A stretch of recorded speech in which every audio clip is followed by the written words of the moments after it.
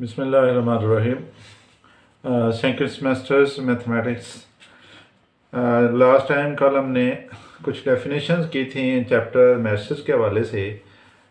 Basic matrix क्या था, उसकी कुछ टाइप्स और रेलेवेंट कुछ एग्जांपल्स। उसमें वन ऑफ दो के ट्रांसपोज की एक डेफिनेशन थी कि let A is equal to A I J be M by N order का मैट्रिक्स है ओवर द फील्ड एफ, और एफ फील्ड जो है आपके पास उस मैट्रिक्स के एलिमेंट रियल फील्ड से हैं या कम्प्लेक्स फील्ड से हैं। तो transpose of A denoted by A T is an n by m matrix which is obtained by interchanging rows and columns of A.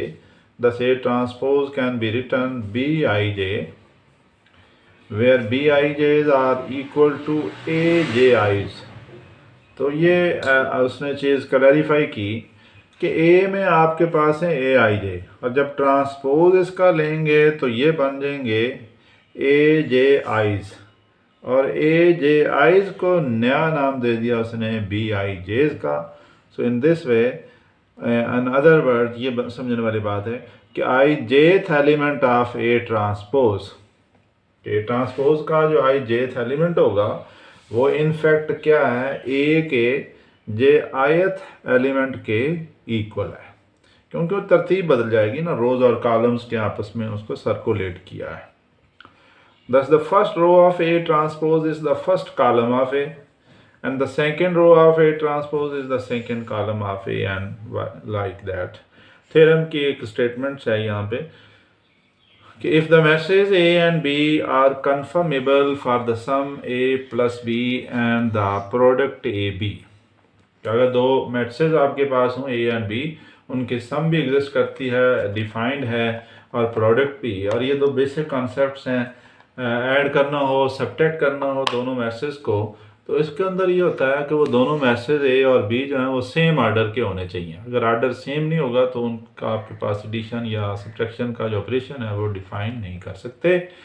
और प्रोडक्ट जो होता है टू मैसेज का, उसमें रूल ये फॉलो करते हैं, आपको पता होना चाहिए कि फर्स्ट का जो मैट्रिक्स होता है उसके कॉलम्स की तादाद देखते हैं और सेकंड की रोज की तादाद देखते हैं, और देन हम उसका प्रोडक्ट ए भी जो है वो निकाल सकते हैं।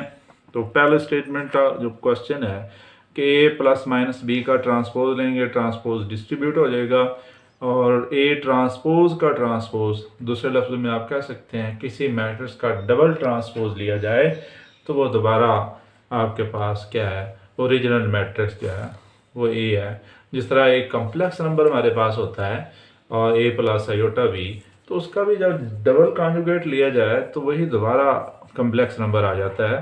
एंड थर्ड जो है वो के ए का ट्रांसपोज जो है, के कुछ स्केलर है और ए मैट्रिक्स है, तो के ए का ट्रांसपोज लिखते हैं, और ए बी का ट्रांसपोज अगर लेना हो तो ये मेरे पास B transpose and A transpose है, यानी आखिरी वाले मैट्रिक्स से शुरू करते हैं और पहले वाले की तरफ ले जाते हैं, और इस आर्डर को, इस तरतीब को आगे एक्सटेंड किया जा सकता है। अगर ए बी सी का ट्रांसपोज हो तो आप कह सकते हैं C transpose B transpose A transpose.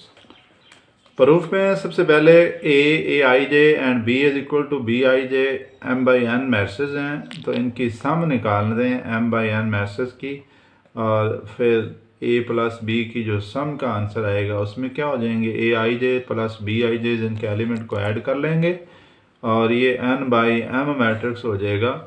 और इस तरह ये जब लेंगे तो ये बी आईज प्लस ए आईज बनेंगे, is an m by n, and B transpose also is n by m matrix, therefore A transpose and plus B transpose is also n by n।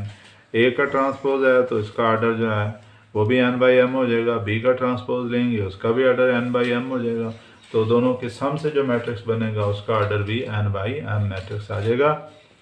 Thus each A plus B का transpose and A transpose plus B transpose is n by n matrix। Now ये हमें element जो है वो देखकर आप check करें। For example आप देखते हैं कि ए का जो एलिमेंट्स है इसका जनरल जब लिखते हैं A11 A12 A13, यानी ये स्ट्रक्चर जो मैं आपके सामने रख रहा हूँ कि A is equal to if A I J's and B is equal to B I J's order इसका भी m/n है, इसका भी आर्डर m/n है।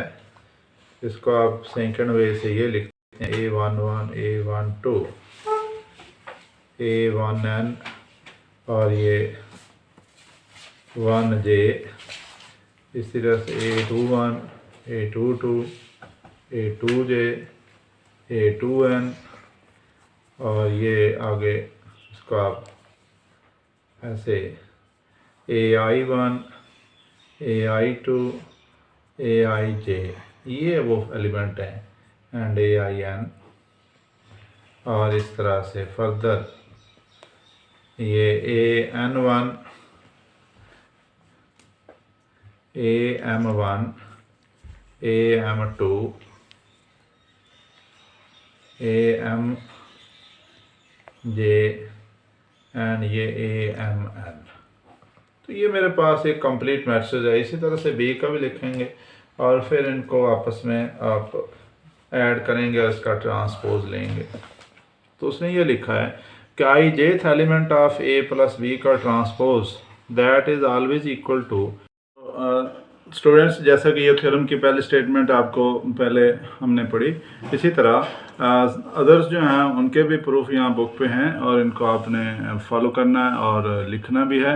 इस तक आगे हम बात करते हैं। कल डेफिनेशंस थी पीरियोडिक्स की एंड निलपोटेंट मैट्रिक्स की। तो पीरियोडिक मैट्रिक्स जिसमें आप ये काम करेंगे कि